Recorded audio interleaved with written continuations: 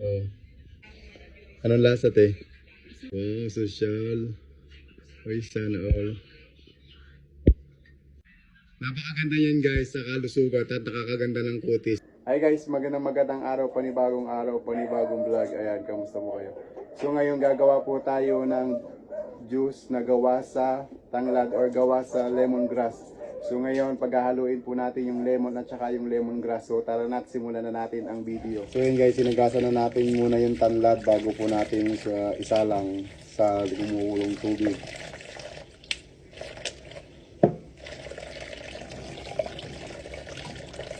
Ayan o. Ang ating mahiwagang tanglad. Double ingat ba? Yan para kumatas. O yan guys, dahil na napitpit na natin itong itong tanglad na ari-ari ang ilagay na natin sa tubig. Tapos pakuluin na. Ayan. Ayan, tapos inyo lang pakuluin. Oh, ito nga pala guys ay pwede nyong gawing tea sa umaga pag kailangan nyo mainitan ng sikmura. Ito ang gagawin nyo at maganda sa iyong kalusugan at maraming benefits ito sa inyong katawan. Oh, ay kaya tuwing umaga kung gusto nyo ng mainit, pwede nyo namang gawing tea aring tanglad na are. O kung gusto nyo namang gawing juice para pagkatapos kumain ay meron kayong juice, o ay gawin yung juice, ilagay nyo sa ref para malamig. O di kasarap. So yan guys, kita nyo kumukulo na yung yung tubig na yan na nakalagay ang tanlad. Ano ba naman mga are o. Hindi kita nyo nakadilaw na yung yung tubig niyan. Pwede ibig sabihin niya na kumatas na diyan sa tubig. Kaya naman ng mga are. O, atin mo nang balik ta rin. Hindi parang tinulang manok. Kailangan nilagan-laga yan para yung katas talaga niya napunta lahat sa tubig. Kasi yan nga natin gagawing juice. Eh guys, kung kayo gagawa na rin, susubukan nyo are, ay mas maganda kung sa gabi nyo gagawin.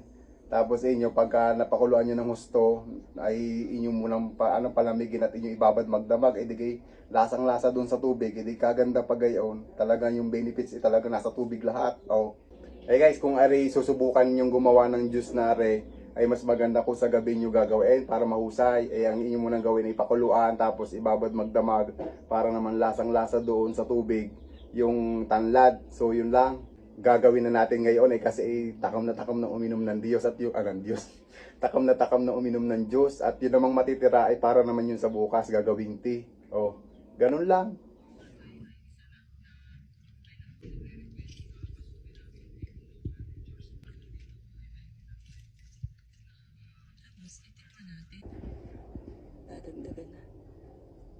So yan guys, dinagdagan natin ng lemon para namang malasang malasa yung lemon niya.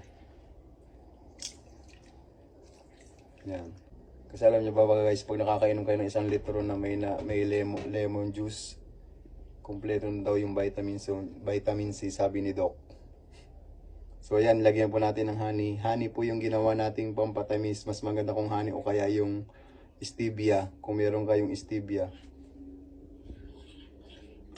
Yan po ang mas magandang gamitin na pampatamis sa ating juice. Ayan, atin mo ng halukayin. At ayun nyo na may titikman kung tama yung niya, yung tamis. Kung sakto na sa inyong panlasa yung tamis niya.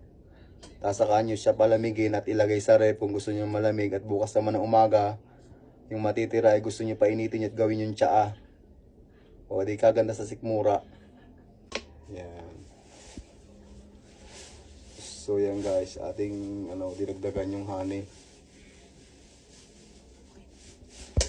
Ayan guys, ready to serve na yung ating juice.